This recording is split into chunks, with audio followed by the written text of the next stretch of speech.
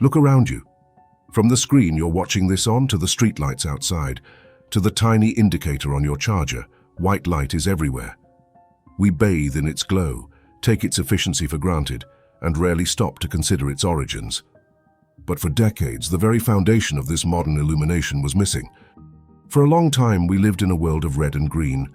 Light-emitting diodes, or LEDs, were a marvel of semiconductor physics, converting electricity directly into light. Electrons and holes recombine within a material, releasing energy as photons. The color of that light depends entirely on the energy gap between the electron bands in the semiconductor. Red LEDs arrived in the 1960s, followed by green ones in the 70s. These were relatively straightforward to create using materials like gallium arsenide phosphide, but blue light, with its higher energy, demanded a much wider energy gap. It required a material that was notoriously difficult to work with, a scientific Everest that seemed insurmountable. The material scientists pinned their hopes on was gallium nitride, or GaN. It had the right properties, but growing high-quality GaN crystals was a nightmare. There was no suitable substrate that matched its atomic structure, leading to a chaotic mess of defects. Imagine trying to build a perfect brick wall on a constantly shifting, uneven foundation. Even if you could grow it, another monumental problem emerged: doping. To make an LED, you need both N-type material with excess electrons and P-type material with excess holes. Making N-type GaN was achievable, but creating P-type GaN, essential for completing the circuit, seemed impossible.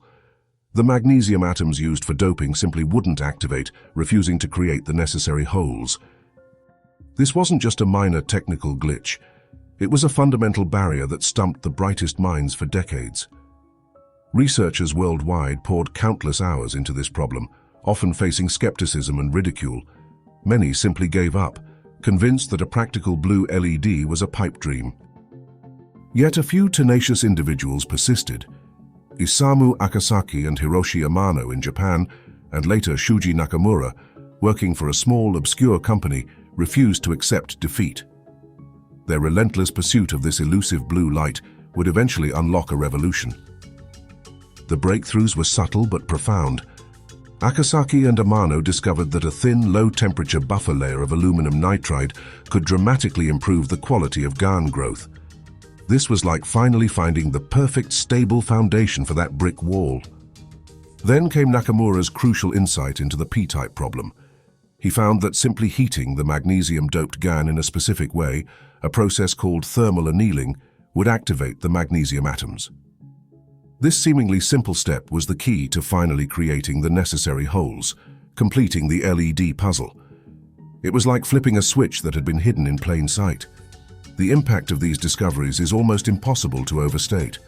The blue LED, once deemed impossible, became the missing piece for white light.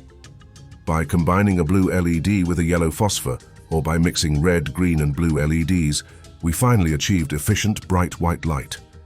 This invention didn't just give us better screens, it gave us energy-efficient lighting that has saved countless megawatts of power, reduced carbon emissions, and transformed how we illuminate our homes, cities, and devices. It's a testament to human perseverance, to the quiet dedication of scientists who dared to chase an impossible dream. The blue LED reminds us that some of the most profound advancements come not from grand pronouncements, but from years of painstaking, often frustrating, work in the lab. It shows us that the light we take for granted today was once a dark, unsolved mystery, waiting for someone to refuse to give up.